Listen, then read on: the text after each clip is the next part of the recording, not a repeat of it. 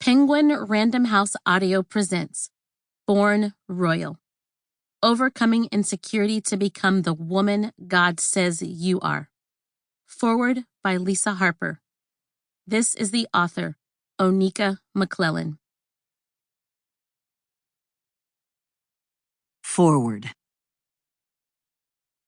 I'll never forget the day I met Oneka Mcclellan. We were filming a Propel Women's Curriculum with Christine Kane in California, and Oneka came walking into the studio with really kind eyes and a big warm smile. I found myself thinking, wow, for such a beautiful woman, she sure does seem nice. Not that physical beauty and kindness are always mutually exclusive in women, but I've met a few whose grace doesn't match their selfie face yet. Within a few minutes, we started filming, and for whatever reason, the production team had perched us on high stools under bright lights. I already tend to sweat profusely on camera, but because on this day I was also preoccupied with trying to stay put and not slide off the stool, I was a tad distracted when Chris asked us to share something God had recently been teaching us. Oneka answered, saying something that snapped both my head and my heart in her direction. She said, I want to be a there you are kind of person, not the here I am kind. I'd never heard humility synopsized so simply and profoundly before. In the decades since that first encounter, Oneka has become a very dear friend whom I love to laugh with and learn from. Her clear and passionate delivery of the gospel on stage is more than matched by her transparency and compassion off stage. Her orthodoxy, that is what she believes to be true about God and His Word, is genuinely reflected in her orthopraxy. That's how she lives because of what she believes to be true about God and His Word. This spirit-led union of authority and authenticity is a stunning reminder that being a daughter of the King of all kings compels us to be both royal and humble, upright in our ethics, yet willing to get low enough to wash one another's feet. However, all it takes is a brief scroll through social media and it becomes apparent that humility is not exactly trending. I think there's so much emphasis in postmodernity on branding and influencing that we've all but forgotten that being God's beloved daughters often comes at the cost of popularity. That loosening the white-knuckled grip on our rights and our reputation is an inherent part of being shaped like Jesus. Of course, it's easy to post humble brags on Instagram, but it's a whole other thing to live a life bent toward God and others-oriented service, to be there you are, carriers of the gospel, instead of here I am, consumers, and to emulate our Savior's posture when He gave His disciples a Passover pedicure, knowing full well that Judas had already sold Him out and the three closest to Him, Peter, James, and John, would soon fall asleep while He travailed in the Garden of Gethsemane just prior to the crucifixion.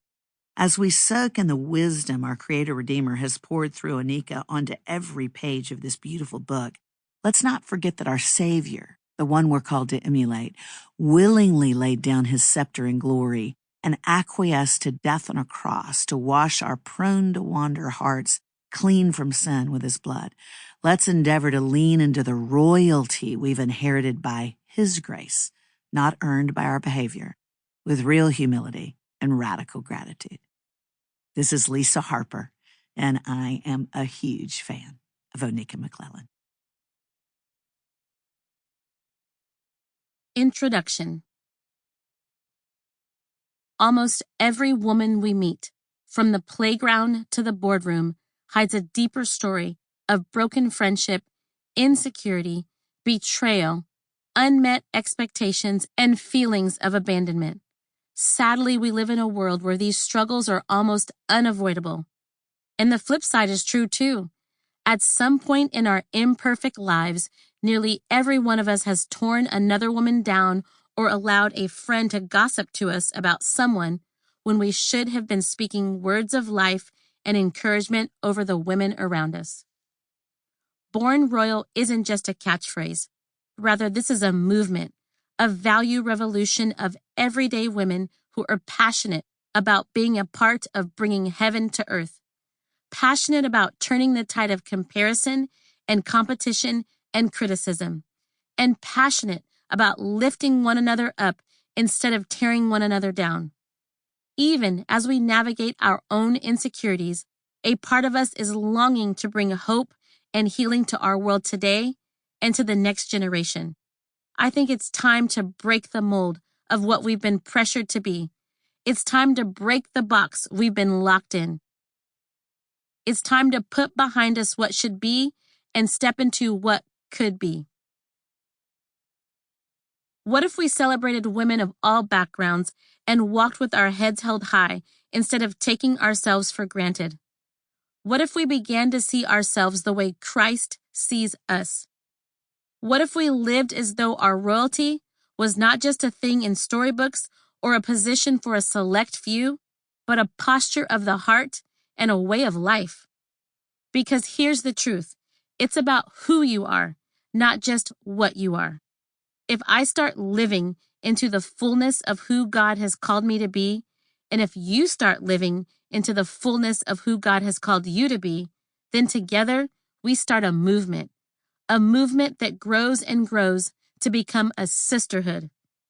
As a sisterhood, we can commit to standing up for the women in our lives and also for ourselves. As royal women, we can lean in to strengthen and lift up girls of all ages in our communities, in our churches, and all around the globe. And I'm telling you now that you are a part of this movement. It begins with each of us agreeing to a set of shared values and principles and declaring that we will embrace our worth, stand up for other women, and refuse to stop being forces of good in the world. We won't stop fighting this uphill battle until every woman is loved and valued for who she truly is, for the beauty inside her. But we're not doing this alone. God goes before us and has shown us the simple yet powerful way this is done. Micah 5:1 says, "Gather yourself in troops, O daughter of troops. A state of siege has been placed against us." This is unfortunately and horrifically true today. We are under siege in every area of our culture, from the brutal bullying in schools to the horrendous crimes committed against women. Like it or not, we're engaged in a war, my friend. But the divisive plan of the enemy to sow enmity in our ranks has been exposed by the work of Jesus, and we can rise up against it as daughters of God. We have the opportunity to join forces and sing a new anthem, which will send ripples of love and acceptance out into the world. Our song won't be silenced. We will know we're living into our royalty when we realize our limitless value and recognize the same in every woman we meet as we walk this planet. We will live in our royal identity when, as a company of God's daughters, we encourage and fan the flames of life and purpose in one another. Can you imagine how powerful could this company become if girls in middle school and high school watched out for one another and defended classmates who were being bullied? The Royal Sisterhood will be on display when college girls love and accept one another, when both stay-at-home moms and working moms notice the inherent strength in one another and call it out for the whole world to see. The Royal Sisterhood will be at work when we develop a deep passion for praying for one another like we never have before. Think about it like this. You and I have been selected by God to be alive at this very moment in history. You and I were born for such a time as this. We're here for a very real, eternal reason. Instead of competing with one another or arguing about politics or parenting or how to school our children, let's commit to encouraging and speaking life over the women around us. The time for this kind of out loud faith is right now. This movement starts with each of us. This movement starts with you. So join me. Let's set our faces like flint and turn our hearts towards heaven. We will be a part of bringing heaven to earth in our own communities. We will rise up when it's easy. We will rise up when it's difficult and uncomfortable. We will stand on the shoulders of the men and women who came before us in this fight. And in doing so, we will honor their contributions and sacrifice. We will speak for those who can't speak for themselves. Sample complete. Ready to continue?